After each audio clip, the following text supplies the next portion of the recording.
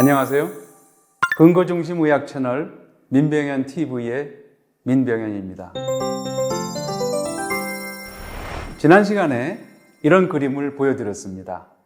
염증은 건강한 무릎을 관절염에 취약하게 만들고 여기에 대사성 질환이나 구조적 이상 혹은 조직에 직접적인 손상이 있으면 골관절염이 가속이 된다는 설명을 드렸습니다. 염증은 골관절염의 가장 근본적이고도 일반적인 현상임을 강조하고 또 강조하였습니다.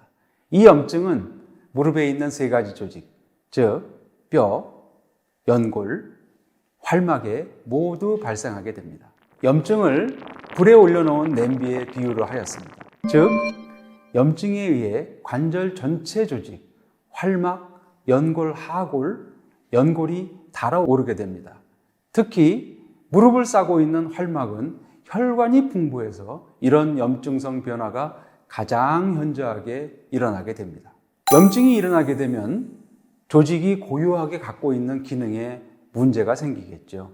활막의 역할을 한번 보겠습니다. 활막은 관절을 이렇게 보자기처럼 잘 싸고 있는 막입니다. 여러 가지 중요한 역할들을 합니다. 우선 혈관에 있는 여러 물질을 여과를 해서 관절 강내로 흘려보내는 역할을 합니다. 여기에는 물을 포함해서 전해질, 당분, 심지어는 산소, 이산화탄소 같은 가스도 흘려보냅니다. 또한 활막세포는 단백질을 합성해서 관절 연골 표면에 코팅을 해줍니다. 그래서 연골의 마찰력을 낮춰줍니다. 한마디로 관절에 필요한 대부분의 영양과 필요한 물질을 공급하는 것입니다. 이것은 건강한 관절의 활막입니다. 활막은 관절 내부를 이렇게 물 셀 틈 없이 꼭 싸고 있습니다. 활막에 염증이 생기면 이렇게 싸고 있는 보자기의 치밀성이 풀어지게 되죠. 그래서 성기성기 구멍이 생기게 됩니다. 이 구멍들을 통해서 많은 물이 관절 내로 빠져나가게 되고 혈액 내에 염증 임자와 세포가 관절 내로 들어가게 됩니다. 결과적으로 관절이 붓게 되고 더욱 염증이 치열하게 되죠. 왼쪽 그림은 정상 활막이고 오른쪽 그림은 염증이 심한 활막입니다. 심한 염증이 활막을 증식시켜서 이렇게 부풀어 오르게 됩니다. 이 그림은 실제로 관절경으로 관절 내부를 본 사진입니다. 이렇게 풍선처럼 부풀어진 것이 모두 활막입니다. 이것이 좁은 관절 내에 낄 수가 있죠. 활막은 많은 신경이 분포되어 있습니다. 이렇게 끼게 되면 굉장히 아픕니다. 가끔 환자들이 멀쩡하다가도 갑자기 뭐가 무릎에 콱 낀 것 같아서 옴짝을 못한 적이 있다고 얘기를 하게 됩니다. 더 심해지면 주위의 연골과 뼈를 직접 침식하게 됩니다. 그럼 염증은 더욱 심해지지요. 이 논문의 제목을 잘 봐주십시오. 활막은 관절 연골의 운명을 결정하는데 중요한 결정인자이다. 이렇게 소개하고 있습니다. 이렇게 정상 활막에 비하여 염증이 생기면 이런 염증 세포가 많이 늘어나게 되고 혈관이 많이 늘어나게 됩니다.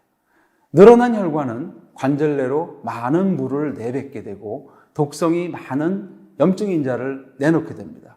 관절 연골은 더더욱 약해지게 되겠지요. 아울러 이렇게 커진 활막은 연골과 그 아래에 있는 뼈를 직접 침식하게 됩니다.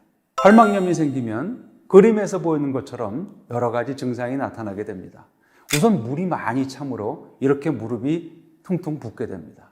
이 정도는 외견상으로도 알 수 있을 정도인데 굉장히 많은 물이 찬 것입니다. 물이 찬 환자의 95%, 즉 거의 모두에서 활막염이 있다고 보면 됩니다. 하지만 물이 없더라도 활막염이 없다고 할 수는 없습니다.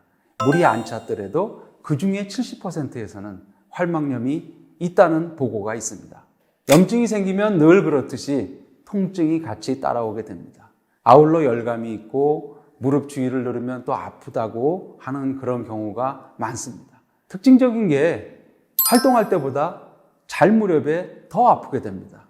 초음파로 정밀하게 보면 통증이 있는 환자의 거의 반에서 과다한 활액이 있다고 보고되고 있습니다. 무릎이 개운하지 않고 늘 뻑뻑한 느낌이 듭니다. 아침에 일어날 때나 의자에 오래 앉아 있다가 일어날 때 이런 뻑뻑함은 더 심하게 느껴지지요. 이 논문의 제목을 봐주십시오. 골관절염에 있는 연골에서 판누스와 비슷한 조직이 만들어진다는 것입니다. 판누스는 류마티스 관절염을 이야기할 때 흔히 이야기되는 조직입니다. 이 논문은 활막이 커져서 주위의 연골을 침식하는 것을 직접 보여주고 있습니다. 이 그림은 관절경으로 무릎 속을 들여다본 사진입니다. 활막이 이렇게 충혈되고 커져 있습니다. 이를 확대해서 현미경으로 보게 되면 이것이 연골이고 이것이 활막입니다. 활막이 자라나는 부위에 연골이 이렇게 침식이 되는 것을 보여주고 있습니다. 이것을 전문 용어로 판누스라고 합니다. 류마티스 관절염에서와 비슷하게 골관절염에서도 판누스가 생깁니다. 제 환자의 무릎 사진입니다. 64세 된 여자분이신데 엑스레이를 보면 그렇게 심하지 않지요? 그런데 인공관절 치환술을 하게 되었습니다. 관절 가장자리가 이렇게 판누스 때문에 침식이 돼서 연골이 없는 것을 볼 수 있습니다. 이 동영상에서 보면 연골이 반월상 연골로 잘 덮여서 보호가 되어 있음에도 불구하고 관절 연골이 판누스에 의해서 침식이 되어 있는 것을 볼 수 있습니다. 이런 활액과다와 비우된 활막염은 초음파 검사로 쉽게 진단할 수 있습니다. 보시다시피 저음형의 기다란 모습이 바로 물이 찬 곳입니다. 그리고 이런 저음형 속에서 약간의 고음형 신호가 비우된 활막입니다. MRI를 보면 더 자명하죠. 무릎 관절 내에 광범위하게 밝게 보이는 모습이 모두 물이 찬 곳입니다. 그리고 오른쪽 그림에서 이 안에 저 저음형의 신호를 볼 수 있는데 이것이 바로 비우된 활막입니다. 골관절염은 병명 자체에서 알 수 있듯이 관절에 생기는 염증입니다. 이 염증은 특히 활막에 중요하고 지대한 영향을 미치게 됩니다. 관절 내에 물이 많이 고이게 하고 염증 인자와 세포를 크게 증가시켜서 염증을 더욱 더 심하게 만들게 됩니다. 비우된 활막은 연골과 뼈를 마모하고 바로 침식을 시켜서 골관절염을 아주 심하게 악화시킵니다. 관절염의 진단은 초음파와 MRI로 비교적 쉽게 진단할 수 있습니다. 짐작하시겠지만 이런 염증은 발견이 되는 대로 조속히 그리고 확실하게 치료해 주어야 되겠죠. 이번 3편에서 여러분과 저는 골관절염에 대해서 자세히 알아보았습니다. 그러면 이 관절염을 어떻게 치료하는지 저하고 다시 한번 얘기를 또 해보도록 하겠습니다. 감사합니다.